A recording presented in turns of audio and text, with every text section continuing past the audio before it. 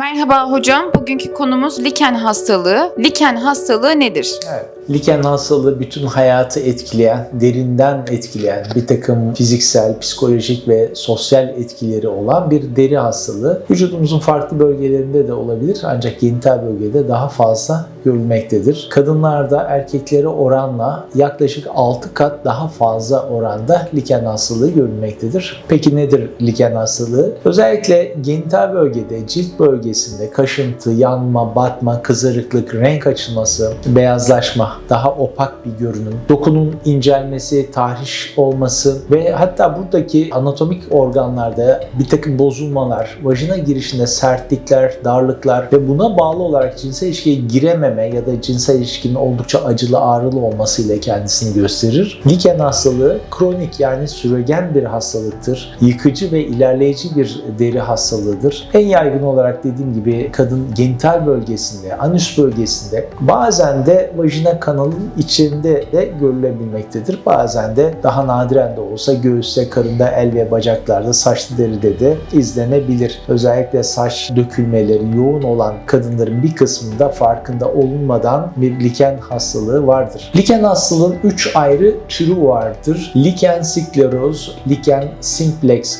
chronicus ve liken planus şeklinde. Liken skleroz daha çok dokuda sertlikler, yapışıklıklar, erozyon dediğimiz dokuda incelmeler ve yaralarla kendisini gösteren bir hastalıktır. Liken simplex chronicus daha kronik seyirli, daha basit, yapışıklıklar pek yapmayan, daha doku incelmesiyle, bizim tabirimizle dokunun sigara kağıdı gibi incelmesiyle karakterize bir durumdur. Liken planus ise deriden ziyade mukozada yani organların iç kısmında, vajina kanalında ya da ağzın içindeki mukozada görülen, deri kısmında görülen bir takım erozyonlarla kendisini gösteren bir deri hastalığıdır. Liken hastalığı genetik yatkınlıkla ilişkilidir. Stres, beslenme alışkanlıkları, çevresel faktörler, bağışıklık sisteminin azalması, daha yavaş çalışması ile karakterize edilir. Kesin tanısı deri biyopsisiyle konur. Tabii ki muayene son derece önemli. Muayenede büyük bir kısmını yakalayabiliyoruz ama burada biyopsi şarttır. Biyopsi hem hastalığın kesin olarak teyidi için önemlidir hem de bu hastalık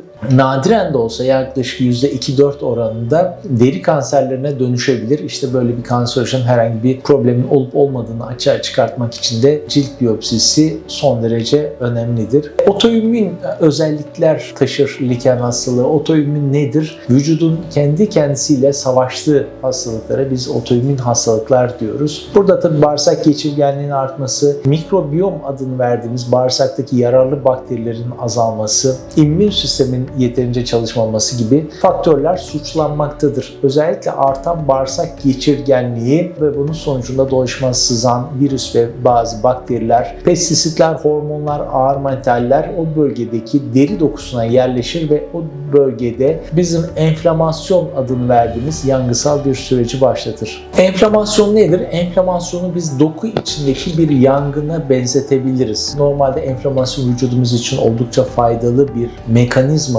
Yara iyileşiminde vücudun genç ve sağlıklı kalması için enflamasyon önemlidir. Ancak enflamasyon kontrolsüz olması, süregen olması ve dokuda tahribat oluşturması istenmeyen etkileridir. Normalde enflamasyon liken hastalığında da engellenemeyecek düzeyde fazladır ve bu enflamasyon neticesinde geri dönüşüm olmayan doku tahribatlarına nadiren de olsa %2-4 oranındaki maalesef cilt kanserlerine dönüşme problemleri gibi sağlık problemlerine de yol açabilmektedir. O yüzden liken hastalığında düzenli takip ve tedaviler son derece önemlidir.